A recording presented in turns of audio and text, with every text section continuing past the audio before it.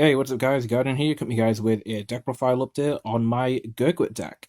Yeah, it's been quite some time since Gurguit's been on the channel. I think the last one that I did was actually when Percival got banned for this deck. Yeah, it's been a while. But the funny thing is that Percival actually came back to one copy for all Gold Paladin decks, which is pretty funny actually, because that one little change has actually allowed Gurguit to see some relevance again when it comes to the competitive scene, which is definitely amazing. It just goes to show the power of one Percival can do. But yeah, without further ado, we'll get stuck into the deck, and I'll show you guys what I'm playing in my current version of Gurguit. So to start with, of course, we have the man himself, Gurguit. We are playing 4 copies of him. Of course, with Gurguit, during your turn, if your opponent's Vanguard is grade 3 or greater, this unit and all of your units placed by card abilities this turn gain 5,000 power for each of your additional rearguard circles. So your Excel markers, basically. Yeah, that skill escalates pretty drastically, especially when you get Percival into rotation, because you'll have one from the ride, you'll have one from Percival, and if you get to your next turn, you're going to have 3, potentially, 4 and onwards, and the power can get really ridiculous, especially when you start chain calling off of other units, and especially one particular unit called Aglavale. You can definitely abuse that card very well in this deck, especially with that power scaling. And of course, the second skill is that when it attacks or is attacked, you can counterblast to look at the top 5, call 2, and then, if you're getting attacked, you can actually call those units to the Guardian Circle during your opponent's turn. So it's either going to be aggressive for multi-attacking for 1 CB, which is really, really good because you're getting 2 cards out of it, or you can use it as a defensive outlet to protect yourself against your opponent's attacks, which is really, really nice. Gurguit, well-rounded card, and it's nice to see this card being played again in the competitive scene. But just in general, Gurguit's just a really good. It's just a really nice package of a card for a grade 3 boss unit. Playing 4 copies of the Gurguit. All right, and then next with the grade 3s, we are playing the 4 copies of Sagramore. The reason we're playing Sagramore is because he draws cards, and there's actually more to it. So it's not only because he draws cards, which can help us draw through our deck to get closer to a card like Percival, but it's also just able to help us chain call as well. Since when it's placed on your hand, you can Soul Blast 1 to draw a card, then call a card from your hand to re it. So with something like Wonder Ezel, for example, you could call Wonder Ezel to then use that skill to then call Sagramore to then call something else. So you can see where these chain callings are starting to happen, and things can get really crazy really quickly. We definitely want to be playing 4 copies of the Sagramore in a Gurguit deck. And also the draws are just really nice as well for pluses and getting closer to the Percival. All right, and then one of the one of the cards that's definitely seeing a lot more play with Gurguit is Max Slash Dragon. So this is an old one. I think this came out in the first set for Gold Paladin for V-Series, and you can probably tell why it's good. So basically, when it attacks on Vanoria, but you're mainly going to use this for rearguard, let's be real, you really don't want to ride this card. But you can counterblast 1 and then call a card from your hand to the rearguard circle, and then this unit gets 5,000 power till the end of battle. You got an extra counterblast? Cool, you can call something from hand. Have you got a Wonder Ezel? Cool, call that. Then call something else. Call Sagramore maybe. Sagramore calls something else. Max Slash, very deadly card. Your opponent will most likely try go for this whenever you put one on the field, try get rid of it, because they know that if you have the CV for this, it can get really crazy really quickly. Only decided to go for 3 of this though, because I did want to fit some other ratios of cards in the deck. But I have seen decks with the play 4 of it, which I think that's a little bit too much. I think 3 is perfectly fine, but yeah, go as it as you will. And I think Max Slash is pretty cool overall. Very nice to see that card back.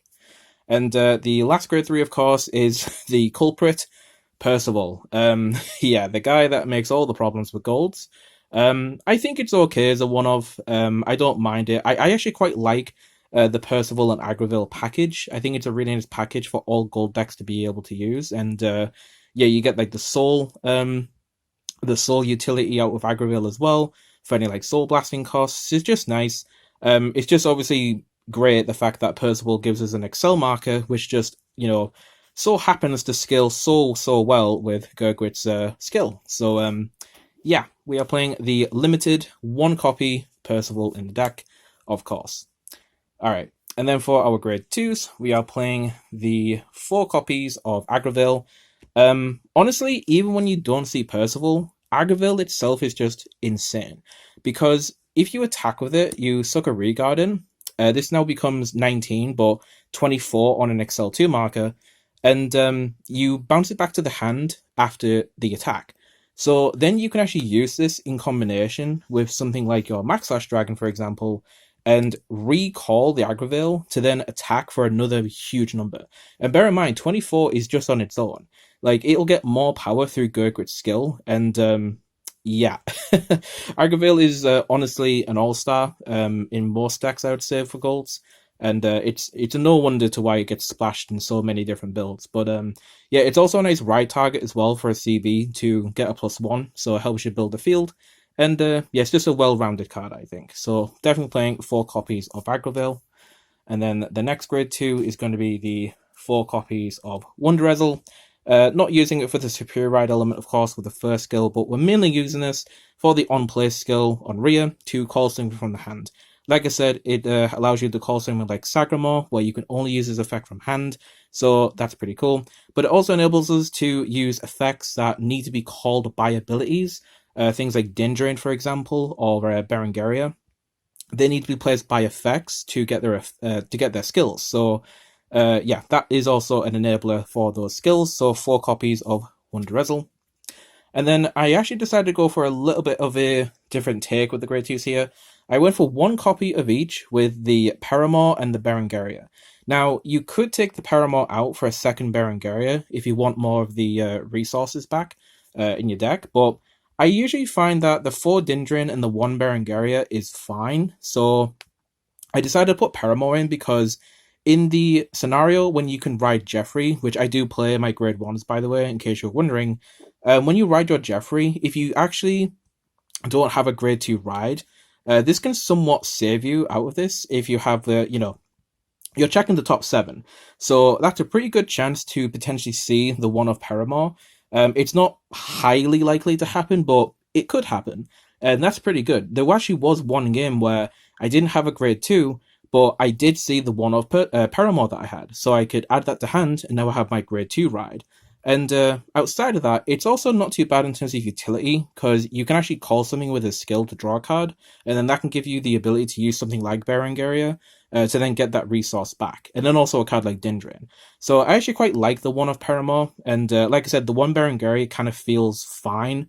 But if you don't like the Jeffrey and Paramore line, you could replace those with other choices that you want to play, so that's completely fine. But yeah, 1 copy of each of these have been working for me, so I quite like them. Okay, so for the grade 1s, we of course have 4 copies of our grade 3 Searcher with Gorbaduck. Yeah, all of our grade 3s are nuts, so we want to get them, right? And also 13k boost per attacker, also really good to make good numbers. Yeah, Gorbaduck, very, very good card. And then I've already spoke about her a couple of times, but we of course have our 4 copies of Dindrain. Of course, the counter charge is very, very important, especially with the amount of extenders we have in the deck to get extra attacks, and also the fact that we could countercharge defensively to get a Gurguit skill active is also pretty cool as well. So we have a bit of shield ready on the crackback on our opponent's turn, which is also pretty cool. But yeah, for Dindrain, it goes without saying, so 4 copies of her. And then last but not least, I do play the 3 copies of Jeffrey. I actually took one of these out for a 4 Sagramore, just because of how good Sagramore is. But this is actually a good backup ride target. The good ride targets in the deck, of course, is your Jeffrey and the Gorbaduck. But Jeffrey's actually not too bad. 4 is a little bit... I don't know. You see, because once you get your grade 1 ride done, Jeffrey only becomes like a 13k grade 1 with shield value, potentially, if you're calling it defensively through Gurguit. So that's cool, but besides from that, it doesn't really do too much else. If anything, it's just another consistency piece for the deck. And like I said, I do like the fact that we could go get the Paramore grade 2 if we are stuck there. But also, it's just extra consistency to actually see Gurguit and get it to our hand, since, you know, Gurguit is the win con at the end of the day. So yeah, I quite like the Jeffrey build, so I decided to go with him. And then we have the grade zeros. So of course we have the Coel for the starter. It's a Gurguit deck, so why aren't we playing that? I don't know why. But yeah, Coel, of course. And then I actually decided to go for the, I mean, I feel like I do this of all my gold decks. 4 and 4. Yeah, you can do whatever you want with Gurguit. I've seen full-on crits, I've seen full-on fronts, I've seen a mixture, and I decided to go for the mixture with 4 crit, 4 front. And of course I went for the human-looking triggers just because I feel like they suit the Gurguit vibe a bit more, but yeah. Go with whatever you feel like you want to do, because Gurguit in itself, you do have multi-attacks with going wide, so fronts work, but then you also have really big numbers, so crits also work as well. So yeah, do what you feel like you're comfortable with. That's all I'll say there. And then of course, to wrap the triggers off, we have our 4 draw PG and our 4 heal guardian. I'm pretty okay with these. If you're playing the superior ride build with Ezel, maybe you might swap a couple of these heal guards out for the generic 20k ones, but yeah, of course I'm just doing the standard Jeffrey Paramore build, so the heal guards are completely fine with me. Just be careful that you actually take damage early game, because you know, your opponent will most likely try not give you too much CB so that you can't pop off too heavily. But that's when your counter charges can come in to actually recuperate those resources and extend even further. So yeah, but that's going to do it for the triggers, and that's going to do it for Gurguit, I think. So yeah, it's really cool to see this deck back in action again. Like I said earlier, it's amazing what one card change makes on the ban list for this deck. Do I think it's fine? I think so, because at the end of the day, Percival's a one-of, and you're going to feel really bad if that thing gets damage checked. That's a big oof. But yeah, it's just a one-off, and yeah, we do have consistency pieces to try and get to it, but that's all it is. But it is cool to see Gurguit popping off again, which is really cool, but it can get a bit crazy sometimes, so I don't know if they'll actually go back on that decision and just, you know, restrict Gurguit and Percival from being played in the same deck again. Who knows? Maybe they might do that, but we'll see. But for now, it's legal again, so we'll do a video for it, and if it does get banned again, I guess I'll do an update for the deck again later down the line. So yeah, we'll have to see. But yeah, that's going to do it for me. I hope you guys enjoyed the video, and I'll catch you in the next one. This is Guardian 25, signing out.